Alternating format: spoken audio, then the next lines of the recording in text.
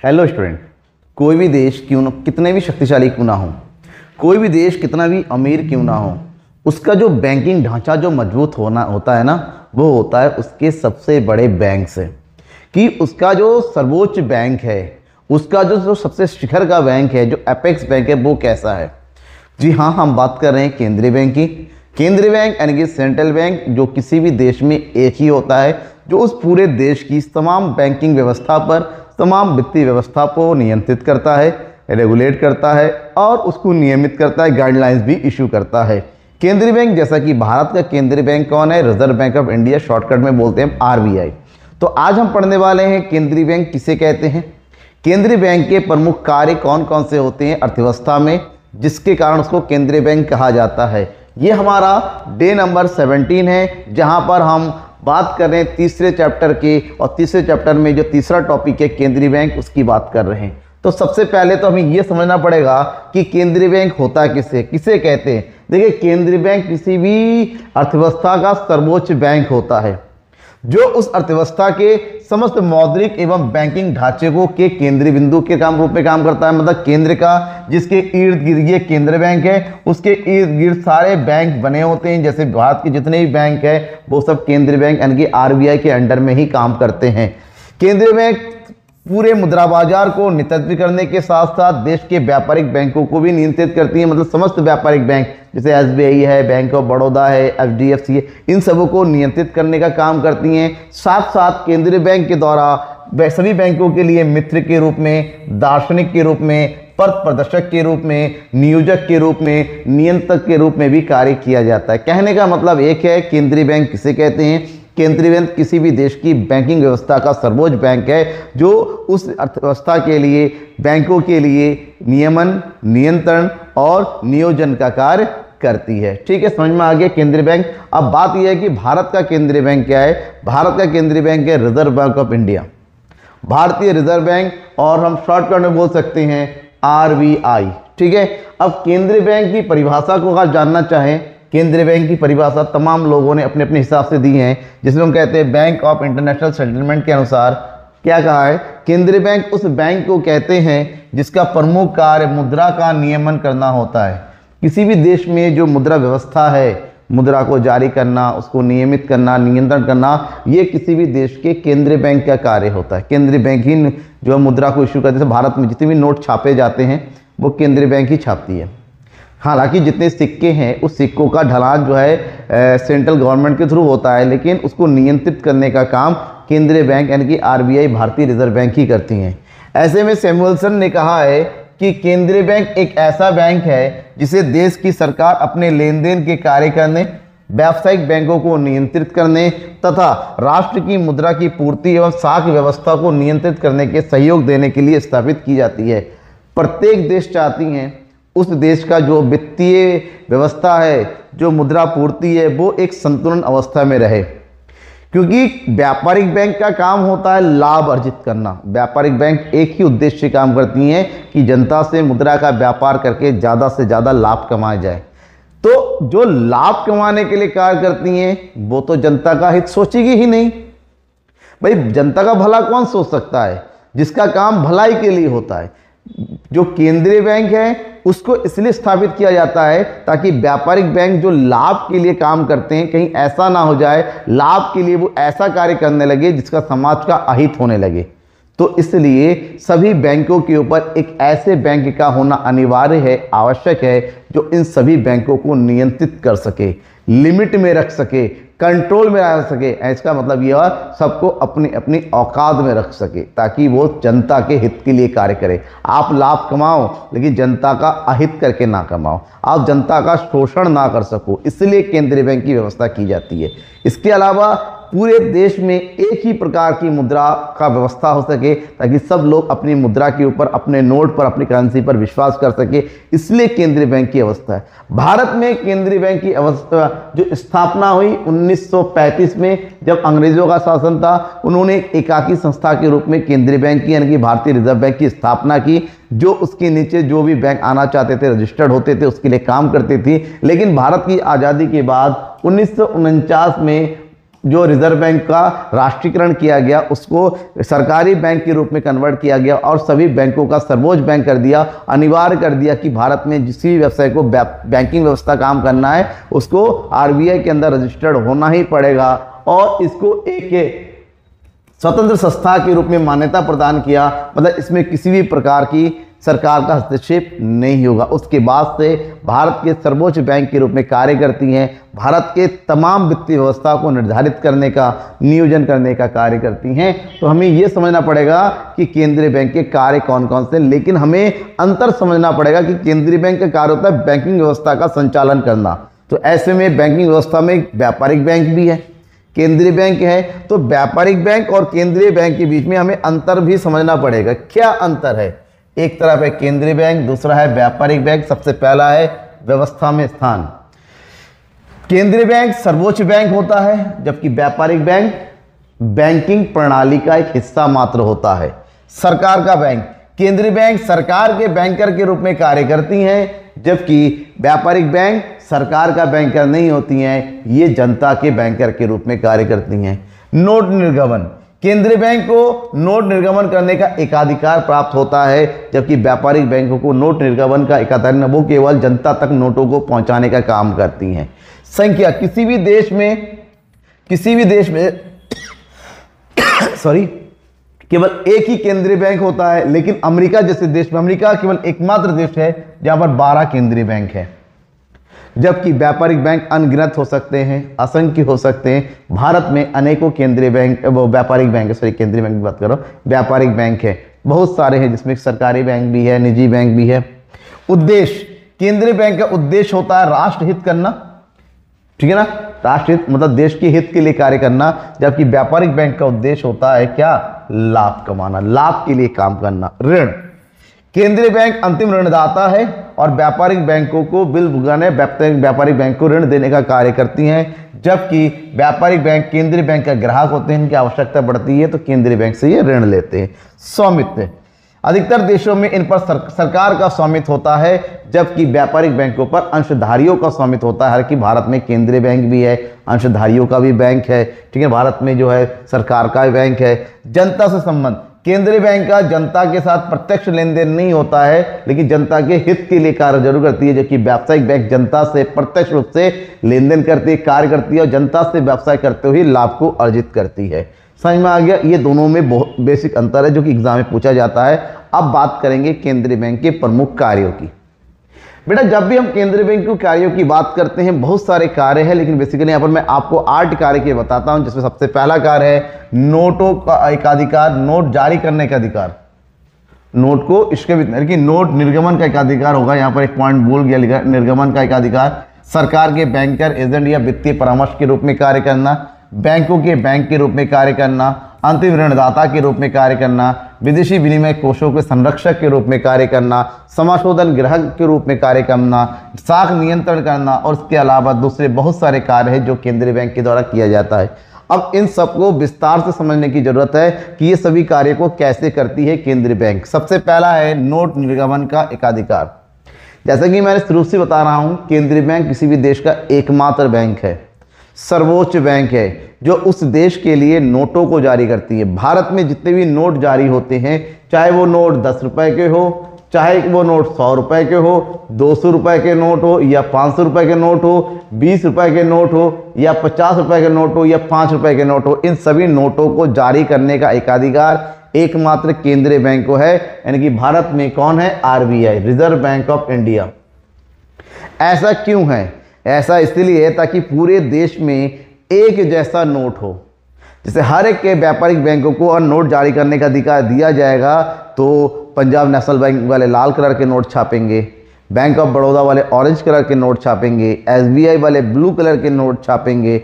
इसका मतलब ये हुआ तमाम गड़बड़ झाला हो जाएगा, कौन कौन से नोट को एक्सेप्ट करेंगे पता नहीं चलेगा। ऐसे में केंद्रीय बैंक ही है जिसका कार्य होता है देश के लिए नोटों को जारी करना, क्योंकि नोटों को यूं ही जारी नहीं किया जाता, नोटों को जारी करने के पीछे भी तमाम रूल होता है, स्वर्ण रिजर्व रखना पड़ता है। तो इन सब चीज़ों को देखते हुए नोट जारी करने का एकाधिकार केंद्रीय बैंक को। अब कुछ कारण है क्यों ऐसा है, केंद्रीय बैंकों को ही नोट जारी करने का एकाधिकार क्यों प्रदान किया है? इसके पीछे कुछ कारण है।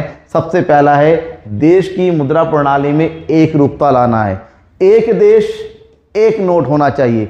अगर 100 रुपए का नोट जारी हो रहा है तो 100 रुपए के सारे नोट एक जैसे होने चाहिए। इससे मुद्रा पर नियंत्रण रखना सरल हो जाता है। ठीक है, केंद्रीय बैंक मुद्रा की मात्रा को आवश्यकता अनुसार परिवर्तित कर सकती है। कितनी मुद्रा को जारी करना है, कितने नोट जारी करना है, कितने नोट कम करने हैं, ये सब चीज नियंत्रित हो जाता है अगर एक के हाथों में सब कुछ होता है। देश की मुद्रा में जनता का विश्वास बढ़ जाता है। अगर मान लो 100 रुपए के नोट अलग अलग बैंकों के अलग अलग डिजाइन के जारी किए जाएंगे तो कौन सा नोट लोग करेंगे? ऐसे तो भाषा के आधार पाएंगे। जैसे कर्नाटक वालेंगे यहाँ पर काम करने के लिए कन्नड़ बोलना पड़ेगा, महाराष्ट्र वाले बोल रहे हैं मराठी सीखना पड़ेगा, तमिलनाडु बोलते तमिल सीखना पड़ेगा। भाई एक देश में अनेक भाषा है। बंदा उत्तर भारत वाला हिंदी बोलने वाला वहाँ जाएगा तो कैसे काम करेगा? कर्नाटक वाला यहाँ आएगा तो कैसे काम करेगा? नहीं हो सकता। तो ये परेशानी तो ऐसे में अगर नोट वाली परेशानी है तो कर्नाटक वालेंगे हम तो कन्नड़ लिखा हुआ नोट ही लेंगे, तो ये गड़बड़ है ना मामला। तो एक देश एक नोट होना चाहिए। केंद्रीय बैंक चलन की मात्रा पर नियंत्रण करके साख निर्माण को, अगर देश में मुद्रा की मात्रा बढ़ जाती है तो मुद्रास्फीति आ जाती है, कम हो जाती है मुद्रा अपस्फीति आ जाती है, इसको नियंत्रण करने का कार्य करती हैं। केंद्रीय बैंक मुद्रा की आंतरिक और बाह्य कीमतों को स्थिर बनाए रख सकती है। देश में मुद्रा की अनगिनत अगर नोट छाप दिए जाएंगे तो ऑटोमेटिक देश की मुद्रा का मूल्य कम होता चला जाएगा, तो इससे देश की अर्थव्यवस्था चरमरा जाएगी। इस चीज़ों को ध्यान में रखते हुए देश में नोटों को जारी करने का एकाधिकार केवल और केवल केंद्रीय बैंक यानी कि भारतीय रिजर्व बैंक को ही है। दूसरा कार्य है केंद्रीय बैंक सरकार के बैंकर, एजेंट और वित्तीय परामर्शकर्ता के रूप में कार्य करती है। देखिए इसको बोलते हैं सरकार का बैंक। किसी भी देश का केंद्रीय बैंक अपने देश के लिए बैंक का कार्य करती है, बिल्कुल ठीक वैसे ही जैसे जनता के लिए एसबीआई करती हैं, जनता के लिए बैंक ऑफ बड़ौदा करती है, जनता के लिए पंजाब नेशनल बैंक या बहुत सारे बैंक जो है दूसरे करती हैं। हमारे पास पैसे ज़्यादा होते हैं, हम बैंक में जमा करते हैं, जरूरत पड़ने पर बैंक से निकाल लेते हैं, आवश्यकता पड़ने पर लोन भी लेते हैं, जरूरत पड़ने पर उनसे सलाह भी लेते हैं हमें कैसे काम करना चाहिए, घर बनाए तो लोन कैसे मिलेगा, ये सब चीज़ हम बैंक से परामर्श करते हैं। ठीक उसी प्रकार से अगर सरकार के पास पैसे आने हैं, सरकार के पैसे जमा करने हैं, सरकार के समस्त वित्तीय लेन देन का कार्य कौन करता है? केंद्रीय बैंक। यानी कि जैसे हमारे लिए व्यापारिक बैंक वैसे ही सरकार के लिए केंद्रीय बैंक। सरकार के जो पैसे आते हैं केंद्रीय बैंक में, आरबीआई में जमा होते हैं। सरकार पैसा कहीं पर पेमेंट करती है तो आरबीआई से ही जाता है, यानी कि जो पैसा जमा होगा आरबीआई के पास, जो पैसा जाएगा आरबीआई से। सरकार के प्रतिनिधि के रूप में कार्य करती है। कहीं पर भी लेन देन करना है, कहीं पर भी पेमेंट करना है तो सरकार आदेश देती है, सरकार के आदेश पर केंद्रीय बैंक के थ्रू होता है, आरबीआई के थ्रू होता है। और सरकार को किसी भी तरह की वित्तीय परामर्श चाहिए, एडवाइस चाहिए, फाइनेंशियल एडवाइस चाहिए तो वो सेंट्रल बैंक ही प्रोवाइड करती है। यानी कि भारत की सरकार को रिजर्व बैंक ऑफ इंडिया तमाम तरीके की वित्तीय सलाह प्रदान करती है। इसके अलावा बैंकों के बैंक, केंद्रीय बैंक केवल सरकार के लिए ही नहीं करते। केंद्रीय बैंक अपने नीचे जो भी रजिस्टर्ड बैंक है, चाहे वो सरकारी बैंक हो, चाहे वो जो है विदेशी बैंक हो या फिर वो निजी बैंक हो, अगर देश के घरेलू सीमा के अंदर कार्य कर रही हैं तो उनके लिए भी बैंक के रूप में कार्य करती हैं। व्यापारिक बैंकों के पास जितना जमा होता है उसका एक हिस्सा केंद्रीय बैंक के पास भी जमा करके रखना पड़ता है। इसके अलावा अगर उनके पास अधिक जमा होता है जो वो किसी यूज़ में नहीं आ रहा है वो केंद्रीय बैंक के पास जमा करते हैं। अगर उनको कभी पैसों की आवश्यकता पड़ती है वो केंद्रीय बैंक से ले लेते हैं। इस प्रकार से केंद्रीय बैंक सभी बैंकों के लिए एक बैंक के रूप में कार्य करती है और तमाम बैंकिंग व्यवस्था उनके लिए उपलब्ध कराती हैं। इसके साथ साथ अंतिम ऋणदाता के रूप में भी कार्य करना, ये एक ऐसा कार्य है जब कभी किसी बैंक को कहीं से भी ऋण की प्राप्ति नहीं होती। मान लीजिए for example Punjab national bank को लोन चाहिए, 500 करोड़ रुपए का व्यवस्था पैसे चाहिए। पंजाब नेशनल बैंक वाले अपने पड़ोस के बैंक में पैसे मांगती है, पड़ोस वाला कहता है हमारे पास पैसे नहीं है, वो फिर अपने हेड ब्रांच मतलब डिस्ट्रिक्ट ब्रांच के पास जाती हैं, फिर हेड ऑफिस को कॉल कर, हेड ऑफिस वाला कहता ठीक है हमारे पास पैसे नहीं है, लेकिन पंजाब नेशनल बैंक को तो 500 करोड़ चाहिए। ऐसे में जब कहीं से फंड नहीं मिलता वो चले जाएंगे किसके पास? आरबीआई से। आरबीआई से कहेगी भैया हमें 500 करोड़ रुपए अभी चाहिए क्योंकि ज़रूरत है। तो अंतिम रूप से आरबीआई कहेगी चलो ठीक है हम आपको 500 करोड़ रुपए देंगे। क्यों? ऐसा क्यों है? आरबीआई क्यों देगी? क्योंकि आरबीआई सबसे पहले आरबीआई उनके जो जमा का एक हिस्सा अपने पास रिजर्व के रूप में रखती थी। अगर उनके जमा को आप अपने पास रखते हैं तो जब उनको ज़रूरत है तब भी तो आपको देना ही पड़ेगा। मतलब साफ है, जब व्यापारिक बैंकों को कहीं से भी ऋण या फंड नहीं मिलता है तो एट लास्ट केंद्रीय बैंक यानी कि भारतीय रिजर्व बैंक को फंड प्रोवाइड करना पड़ता है। इसको बोलते हैं अंतिम ऋणदाता के रूप में कार्य करना, और ये उनका नैतिक कर्तव्य है। विदेशी विनिमय कोषों का संरक्षण के रूप में कार्य करना। केंद्रीय बैंक देश में जितना भी विदेशी मुद्रा आना है जाना है, चाहे डॉलर हो, चाहे यूरो हो, चाहे पाउंड हो, चाहे दिनार हो, चाहे एन हो, चाहे रूबेल हो, जो भी विदेशी मुद्रा का लेन देन होता है वो सब केंद्रीय बैंक के अधीन ही होता है और केंद्रीय बैंक के नियंत्रण में होता है। कितना देश में कोष बनाए रखना है, कोष में वृद्धि करना है या नहीं करना, ये सब केंद्रीय बैंक के द्वारा ही निर्धारित होता है। साथ ही साथ समाशोधन गृह के रूप में कार्य करना। समाशोधन गृह का कार्य का मतलब होता है ये एक ऐसे सभी बैंक वित्तीय संस्था के बीच में जो आपसी लेन देन होता है उस आपसी लेन देन को सुधार जो है और ज़्यादा क्रियाशील करने के लिए कार्य करती हैं। कैसे? मान लीजिए, एक एग्जांपल देता हूं मैं। मान लीजिए बैंक ऑफ बड़ौदा को पैसे चाहिए 100 करोड़ और ये पैसे चाहिए उनको 3 दिन के लिए। बैंक ऑफ बड़ौदा वाले अपने पास के ब्रांच में, उसके पास ब्रांच से पंजाब नेशनल बैंक से कहती है कि भैया मुझे 100 करोड़ चाहिए 3 दिन के लिए। बैंक वाले ठीक है मेरे पास पड़ा हुआ है, मैं आरबीआई के पास रखने जा रहा था, एक काम करो तुम ले लो। तो पंजाब नेशनल बैंक ने इनको 100 करोड़ रुपए दे दिए और बदले में एक कमर्शियल पेपर लिखवा लिया। एक ऐसा बैलेट पेपर होता है जहाँ पर दोनों ही बैंक मैनेजर के सिग्नेचर होते हैं और बिल्कुल वैलिड होता है आरबीआई से। तो ठीक है, लोन दे दिया 3 दिन के लिए। अगले दिन पंजाब नेशनल बैंक को 100 करोड़ की जरूरत पड़ गई, भाई पैसे चाहिए। ये कहते हैं पंजाब बैंक ऑफ बड़ौदा से भाई मुझे पैसे दे दो। बैंक ऑफ बड़ौदा वाले कहते हैं अभी तो है नहीं हमारे पास, आपने तो 3 दिन का टाइम दिया था, तो अब क्या करें, इनको तो पैसे चाहिए। तो ये क्या कहेंगे, जो पैसों के लेन देन के लिए उन्होंने सीपी लिखा था कमर्शियल पेपर, वो लेके जाएंगे आरबीआई के पास। आरबीआई के पास सीपी जमा करेंगे और आरबीआई सीपी के बदले में उनको 100 करोड़ रुपए रिटर्न में देंगी। तो कमर्शियल बैंक पेपर के बदले में पंजाब नेशनल बैंक को 100 करोड़ उनको दे दे रही। इसको मतलब क्लियर करना, बिल क्लियर करना। बाद में बैंक ऑफ बड़ौदा वाले ये पैसे आरबीआई को जमा कर देंगे। ऐसे स्थिति को हम समाशोधन गृह का काम करते हैं, जो सिक्योरिटी को या फिर बिल को जो एक इंस्टीट्यूट को दूसरे इंस्टीट्यूट को देता है वो सब भुनाने का कार्य करती हैं। नेक्स्ट है साख नियंत्रण। केंद्रीय बैंक के द्वारा देश में मुद्रा पूर्ति की मात्रा बढ़ने पर या मुद्रा पूर्ति की मात्रा घटने पर जो समस्या उत्पन्न होती है, अगर मुद्रा पूर्ति बढ़े तो महंगाई आ जाती है, मुद्रा पूर्ति घटे जो मंदी आ जाती है, और मुद्रा पूर्ति करने की जिम्मेदारी होती है किसकी? व्यापारिक बैंकों की। किसकी होती है? व्यापारिक बैंक। और व्यापारिक बैंक लाभ के लिए काम करते हैं। व्यापारिक बैंक लाभ के लिए काम करते करते कभी कभी होता है मुद्रा पूर्ति।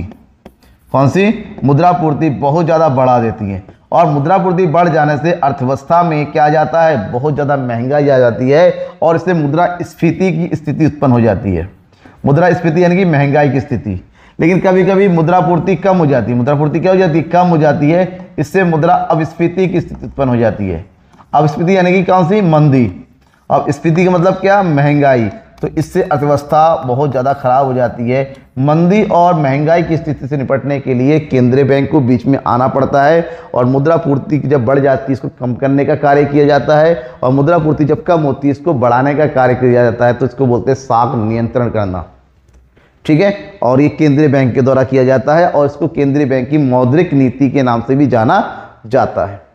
अब दूसरा अन्य कार्य, केंद्रीय बैंक के द्वारा और भी बहुत सारे कार्य किए जाते हैं। जैसे केंद्रीय बैंक के द्वारा जितने भी वित्तीय लेन देन होता है उन सब के लिए रिलेटेड आंकड़ों को कलेक्ट करना, उसको प्रकाशित करना लोगों के लिए, अंतर्राष्ट्रीय संस्थाओं के साथ देश का प्रतिनिधित्व करना, लेन देन करने का कार्य करना, विनियोग के लिए प्रदेश में मुद्रा पूर्ति किस प्रकार से बढ़े, मुद्रा देश में जो है पूंजी निर्माण किस तरीके से गति दे, इस सब चीज़ के काम करना, आर्थिक समस्याओं के चिंतन का कार्य करना और जीवन बीमा सुरक्षा का कार्य करना। इसके साथ साथ लोगों के बीच में वित्तीय जागरूकता बढ़ाने का कार्य भी आरबीआई का होता है। ये सब आपके केंद्रीय बैंक के कार्य है जिसको आप पढ़ना है और एग्जाम में अच्छे से लिखना है। सारे कार्य मैंने आपको डिटेल से बताया, उसके बावजूद भी आपको लगता है कहीं पर कुछ रह गया है, कुछ समझ में नहीं आया है, तो मुझे कमेंट बॉक्स में कमेंट करके जरूर बताइए। आपके कमेंट का हमेशा से मुझे इंतजार रहेगा। तब तक के लिए थैंक यू एंड बाय।